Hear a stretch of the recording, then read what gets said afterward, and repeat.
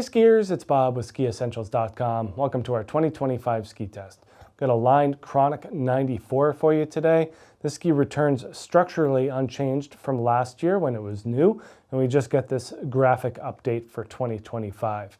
But when this thing came out last year, we were very impressed at kind of the mix between how solid it felt underfoot and how creative and playful it felt in the tips and tails. So that carries through to this year, and it's really all due to Line's creativity in building skis in a thick and thin profile. They do use an aspen veneer wood core in this ski, so a nice mix of lightweight and high energy. But underfoot and for most of the ski, that core is pretty thick. They also use thick sidewalls that extend into the ski, so these end up being pretty hefty underfoot and pretty stiff. So you end up getting really nice edge grip if you're standing in the middle of the ski and pushing through and feeling that turn radius come around.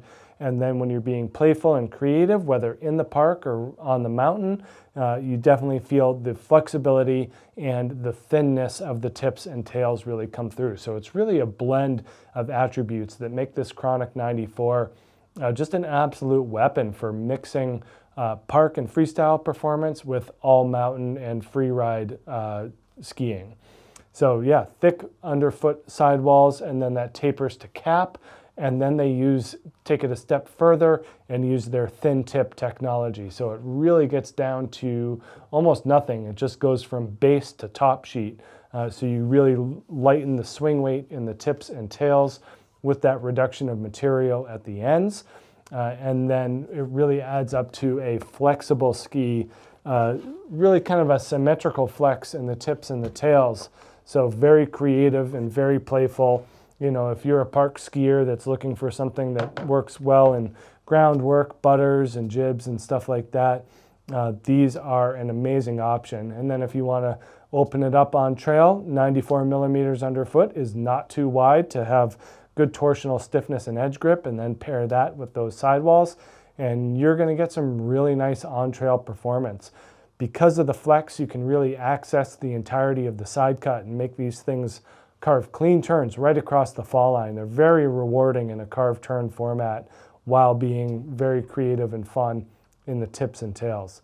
So really interesting stuff from Line.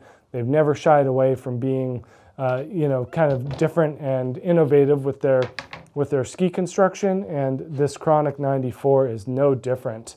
We do have some nice tip and tail rocker as well. It's not like a crazy bend, it's more of a gentle curve here, and that's just going to increase the smoothness. You don't need a whole lot of rocker when the skis are this flexible, but we do get that freestyle oriented tail. You know, it's definitely more rocker in the tail as opposed to direct splay. So again, kind of the length of the rocker leads to this splay and just makes for an insanely fun, option for hard or soft snow. And then a little bit of taper here as well. So the widest part is brought down into the ski, making them very surfy and smeary in softer snow.